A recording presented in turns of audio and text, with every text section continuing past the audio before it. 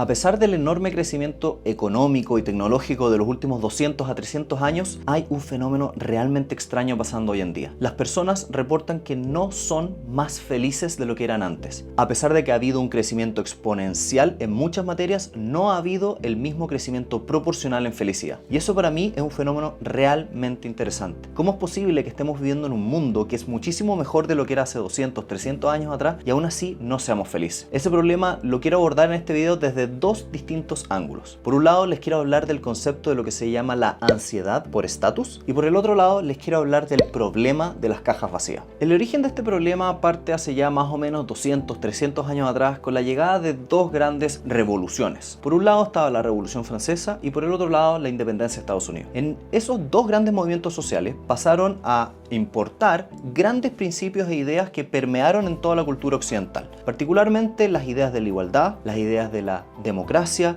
las ideas de la fraternidad, entre otras. Y particularmente me quiero detener en una idea en particular que era la idea de la igualdad. La idea de la igualdad básicamente decía que todos nacemos iguales en derechos y oportunidades. Y particularmente en el mundo de Estados Unidos, la idea de que la igualdad y las oportunidades eran para todos se volvió cada vez más fuerte. De manera tal de que si tú mirabas la época, en Europa las personas todavía habían algunos resabios de monarquía, habían algunos resabios del sistema antiguo, pero en Estados Unidos tenías una nación donde el gran lema nacional era el sueño americano. La idea de que si tú trabajabas y te esforzabas podías obtener lo que quisieras, independiente del esfuerzo que tú le hubieras puesto. Estas ideas de que el mérito, la meritocracia era fundamental para lograr tus metas, empezó a permear en todo el mundo. Y ya después con los años salió de Estados Unidos y empezó a permear todo el occidente la idea de que de ti dependía tu éxito. Eso obviamente traía algunos fenómenos que tienen mucho que ver con la felicidad. Particularmente hay un autor, un escritor muy famoso que se llama Alain de Botton, que analizaba este fenómeno y decía, mira, uno de los efectos secundarios de esta idea de la meritocracia no es el que nos gustaría. ¿Y cuál es ese fenómeno? La felicidad. La felicidad, según este autor, no es algo que se mira en abstracto, sino que las personas lo que hacen es compararse con otros al momento de evaluar si son felices o no. Y el problema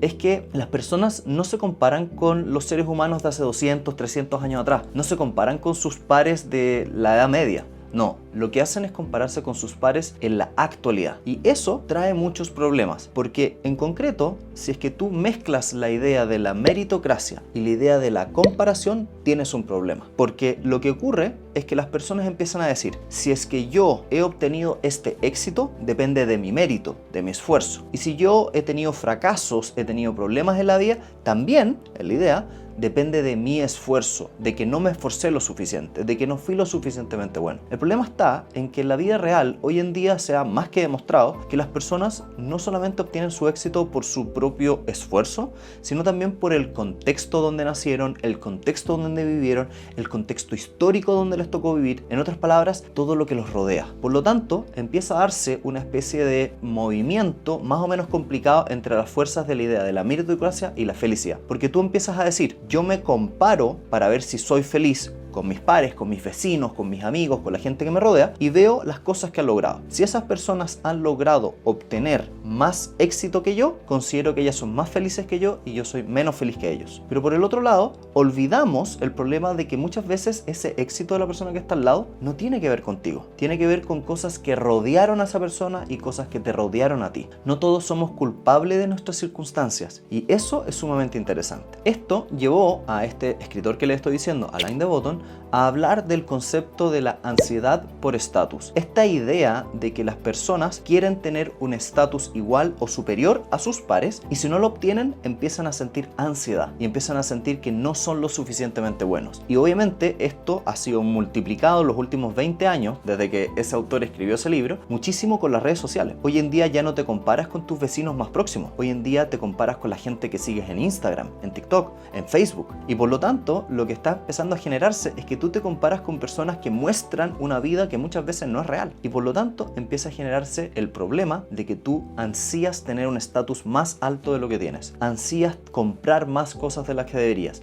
Ansías tener una casa más grande, un automóvil más bonito. Y por lo tanto, empiezas a ser cada vez más infeliz cuando no lo tienes. Porque te dices a ti mismo, volvamos a la meritocracia, de que es tu culpa no tener esas cosas, no el contexto que te rodea. Por lo tanto, la primera razón por la cual las personas actualmente no son más felices de lo que eran hace 200, 300 años atrás, a pesar de que tenemos muchísimo mejor economía a nivel mundial, muchísimo menos desigualdad que en esa época, muchísima más tecnología y economía, aún así estamos siendo más infelices. Y ese es el primer ángulo, la ansiedad por estatus, por querer tener más, por aparentar más. Pero por el otro lado, también quiero hablarles de un segundo concepto que creo que explica bastante bien este tema y que me ha tocado vivirlo desde el punto de vista de profesor universitario. Cuando me ha tocado ver a mis alumnos egresar de la universidad y tener conversaciones con ellos después de ello, veo que tenemos un problema en todas las generaciones que están recién egresadas de la universidad. ¿Cuál es ese problema? Durante la educación escolar básica, las personas reciben una estructura, reciben una comunidad, reciben valores, reciben ideas de cómo debe ser el mundo. Reciben, por lo tanto, una forma de llevar su vida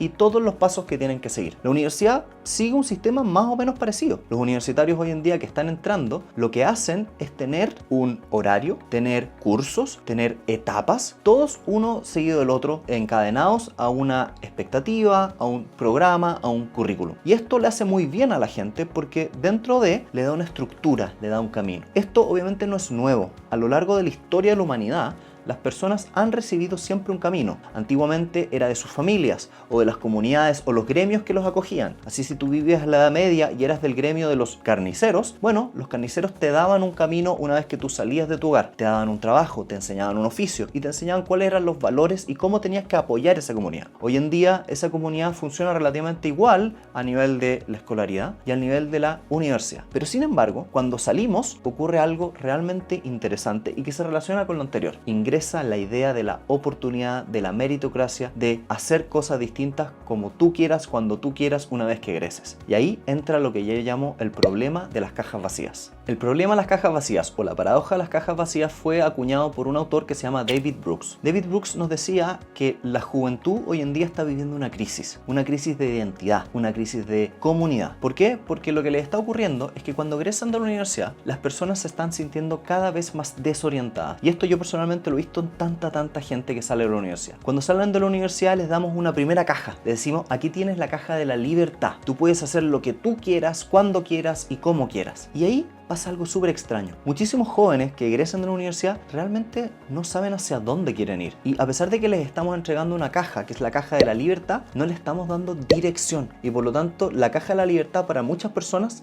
se siente como una caja vacía, porque no saben cómo hacerse cargo de esta libertad. Y esto obviamente conlleva a muchos problemas de identidad, de personas que buscan un trabajo y rebotan, buscan otro trabajo y rebotan, personas que en los primeros 5 a 10 años de su vida tienen 7, 10 trabajos distintos y realmente la libertad no les hace tan felices. En segundo lugar, también les decimos, toma la caja de la posibilidad. Las posibilidades son infinitas. Emprende, busca, haz cosas que nadie nunca ha hecho. El problema está en que las posibilidades también siguen asociadas con una falta de dirección. Y como no tienes dirección, las personas muchas veces nuevamente no quieren tener posibilidades. Lo que quieren es que les digas cómo orientarte, cuáles son los valores a través de los cuales tú te vas a guiar. Y por lo tanto, nuevamente tenemos personas que sienten que a pesar de que tienen todas las posibilidades del mundo, se sienten deprimidas, sienten que no quieren ir al trabajo, sienten que no eligieron una carrera adecuada. Número 3, les dan la caja de la autenticidad. Le dicen, busca tus pasiones, sea auténtico, ten tus propios valores. Sin embargo, a esa altura de la vida yo me he dado cuenta que muchos de nosotros no sabemos muy bien qué nos apasiona. Yo personalmente me demoré más de 10 años después de haber egresado en aprender qué era lo que me apasionaba, qué era lo que me gustaba hacer, qué es lo que quería hacer. Y las pasiones nuevamente se vuelven una especie de grillete porque nos dan otra caja vacía sin el camino hacia el cual nosotros podemos dirigirnos.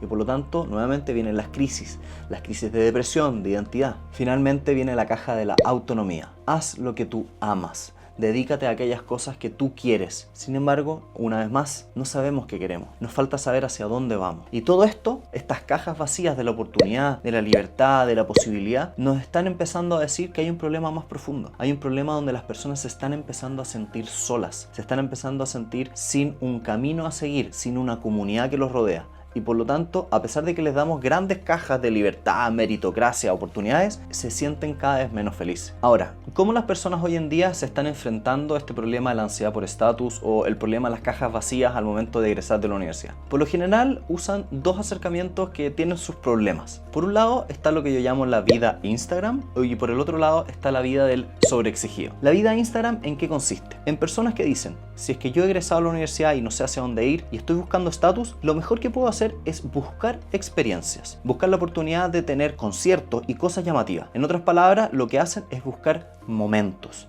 Y son personas que viajan al sudeste asiático, son personas que hacen un work and travel, son personas que de una u otra manera van a todos los conciertos que se te ocurran, y su feed de Instagram se ve maravilloso porque tienen puras fotos bonitas. Sin embargo, empieza a pasar algo sumamente extraño que se ve a lo largo de los años cuando vives esta vida de Instagram, que es que a pesar de tener todos estos momentos que son pics, todos estos momentos que suenan realmente interesantes, empiezan a sentir un vacío existencial con los años. Lo que les empieza a pasar es que a pesar de que han viajado por todo el sudeste asiático, buscan un hogar, buscan volver a un camino, buscan volver a un espacio donde puedan compartir. Y empieza a pasar algo extraño, que a pesar de que su Instagram se vea realmente feliz, no son felices. ¿Cuántas veces te ha tocado ver personas que han viajado por todo el mundo y aún así no declaran ser felices? Personas que viven en las playas más paradisíacas y aún así no declaran ser felices. Vuelven a su hogar, vuelven a su familia. ¿Por qué está pasando esto? Por el otro lado, hay personas que viven la vida del sobreexigido, que yo personalmente me siento parte de esa vida. Personas que egresan de la universidad y dicen, ok, si yo venía con esta estructura donde iba al mejor colegio, a la mejor universidad, lo que toca es vivir el mejor trabajo. Y postulan a las carreras más rimbombantes, a los estudios, a las empresas, a los espacios con los mejores nombres, de manera tal de poder agregar una chapita más a ese recorrido perfecto que ellos han hecho. Y por lo tanto, viven toda la vida intentando sacar las mejores notas del colegio, sacar las mejores notas de la universidad y obtener los mejores trabajos. Ascender en esos mejores trabajos de un paso al siguiente paso, al siguiente paso, y llegar eventualmente a esa casa más grande, después a esa casa en la playa, después a esa piscina, después a que los hijos tengan el mejor colegio, y así una vez y otra vez y otra vez. Y el problema está en que todas estas personas empiezan a vivir de los cargos en que habitan, empiezan a vanagloriarse de su estatus académico, laboral, y lamentablemente empiezan a buscar una meta, después la siguiente meta y después de la siguiente meta, y nunca llegan a la meta. En otras palabras, viven lo que se llama la carrera de la rata. A mí personalmente me pasaba eso. Yo cuando llegaba a una meta ya estaba pensando en la siguiente meta y en la siguiente meta, y nunca disfrutaba el camino. Y esto te llevaba a los 40, 50 años a lo que se llama como la crisis de la mediana edad, donde las personas dicen, llevo trabajando 50 años y aún así estoy buscando algo que no encuentro. ¿Cuál es la solución? ¿Cuál es el problema? Ahora, el problema de esta solución, la vida Instagram o la vida del sobreexigido, es que suelen llegar a una crisis personal de identidad, de finalidad, de al final del día soledad, desconfianza, porque más o menos cuando ya han avanzado varios años y han logrado muchas de estas cosas que quieren, se sienten vacíos. Sienten que alcanzaron la primera montaña y aún así no están siendo felices. Y empiezan a mirar a los lados y dicen, no quiero ir a la oficina, no quiero estar con mi familia, no quiero estar con mis amigos. Se sientan los fines de semana a ver Netflix y no quieren hacer nada más, no quieren estar con nada más. Y esto obviamente los lleva a una crisis donde muchas veces se divorcian, se cambian de trabajo, buscan algo distinto y aún así siguen en el mismo lugar. ¿Y por qué? Porque estamos viviendo una cultura donde creemos que todo depende de nosotros mismos y donde hemos olvidado una gran palabra, la comunidad. Uno de los grandes problemas de la felicidad actual es que estamos viviendo en una sociedad realmente individualista, donde el éxito depende de ti y tu felicidad depende de ti. En circunstancias que en la historia de toda la humanidad hacia atrás, la felicidad no dependía solamente de ti, dependía de tu familia, dependía de tus amigos, dependía de tu comuna, dependía de tu ciudad, dependía de tu nación. En otras palabras, lo que ha pasado es que hemos pasado a una cultura completamente colectivista a una cultura individualista. Y esto ha traído la paradoja más grande de los últimos siglos, de que a pesar de que individualmente estás de una manera económica y tecnológica mucho mejor de lo que estábamos hace 300 años atrás, te sientes más solo. Y como te sientes más solo, no estás siendo más feliz. Ahora, ¿cómo solucionamos esto? Bueno, en general hay muchas respuestas, pero a mí me gustaría proponerte 3 alternativas. La primera de esas alternativas es recordar que todos nos vamos a morir. Lo que los antiguos griegos y estoicos llamaban el memento mori. Si es que tú sabes que puedes morir en cualquier minuto de un accidente, de una enfermedad o de vejez, vas a intentar sacarle el máximo provecho a tu vida y te vas a poner realmente en cuestión lo que estás haciendo. Si tú te fueras a morir en un mes más, ¿irías al mismo trabajo al que estás yendo? ¿Trabajarías en lo mismo que estás trabajando? ¿Te rodearías de las mismas personas? Ponlo en tela de juicio. Muchas veces esa es la gran pregunta que nos ayuda a dar el siguiente paso y decir qué es lo que realmente nos hace feliz. Ahora, Obviamente, no le estoy diciendo dejen el trabajo y quedémonos cesantes y gastémonos todo el dinero de aquí a 2 meses. No, todo lo contrario, hay que tener un balance, obviamente. Pero nunca olvidemos de que la vida es mucho más corta de lo que realmente es. A mí personalmente me pasaba de que yo era una persona que era exclusivamente ahorradora. Pensaba, tengo que ahorrar, ahorrar, ahorrar para ser feliz en un futuro. Sin embargo, haciendo un poquitito de introspección, me di cuenta que en mi vida familiar, por ejemplo, mi madre, que murió antes de los 50 años, no tuvo una vida tan larga.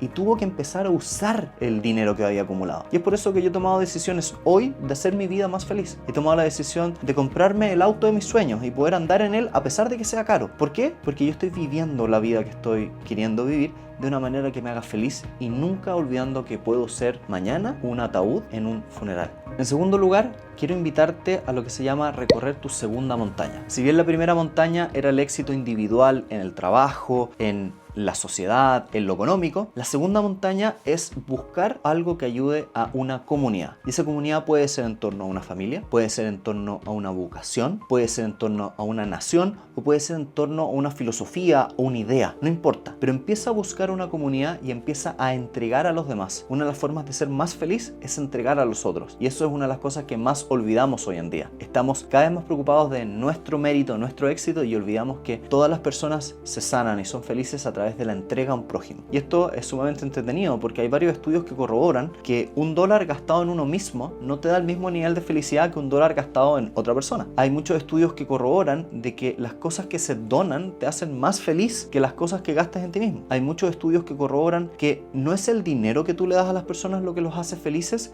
sino las relaciones que tú haces. Hay una frase que me encanta a propósito de esto en el libro de David Brooks que dice: a pesar de que los gobiernos le han dado un montón de subsidios y apoyo a muchas personas vulnerables, nunca nadie se ha salvado o ha sido feliz solamente y exclusivamente en base a subsidios. La única forma real de ayudar y salvar a alguien y mejorar su vida es a través de una relación, es a través de la comunidad. Las comunidades son las que se salvan. Bueno, y en tercer lugar, y para cerrar, también te invito a tener una filosofía como la filosofía estoica, que nos dice que las cosas que están dentro de nuestro control son muchos menos de las que creemos. Tu cuerpo no está realmente dentro de tu control. No sabes si te puedes enfermar, por ejemplo, del COVID u otra pandemia. Tu dinero no está dentro de tu control. Muchas veces lo que te rodea, las crisis, el mundo entero, las economías caen sin que tú puedas decir nada al respecto. Tus oportunidades tampoco están dentro de tu control. Muchas veces las oportunidades ocurrieron 10 años atrás y tú no habías nacido. Muchas veces lo que nos rodea no está en nuestro control. ¿Qué está dentro de nuestro control? La forma en que percibimos las cosas, nuestra propia mente. A ti te pueden encerrar en una celda y lo único que tú tienes dentro de tu control es cómo percibes esa situación, cómo ves esa situación. Por lo tanto, la invitación a ser más feliz a pesar de todo lo que nos rodea es fundamental porque depende exclusivamente de nosotros y no depende de lo que nos rodea. No tienes que culparte por si has sido exitoso o no has sido exitoso, pero sí tienes que hacerte responsable de ayudarte a ti y a la comunidad que te rodea para ser más feliz. De esa manera vamos a haber roto lo que yo llamo la crisis de identidad del siglo XXI. ¿Cómo es posible que seamos más ricos, pero más pobres en felicidad? Si te gustó este video un poquitito más filosófico de los anteriores, te dejo invitado a ponerle like, share and subscribe a este video y ojalá que puedas compartirlo con todas las personas que tú creas que les pueda dar valor. Muchas gracias y nos vemos en el siguiente video.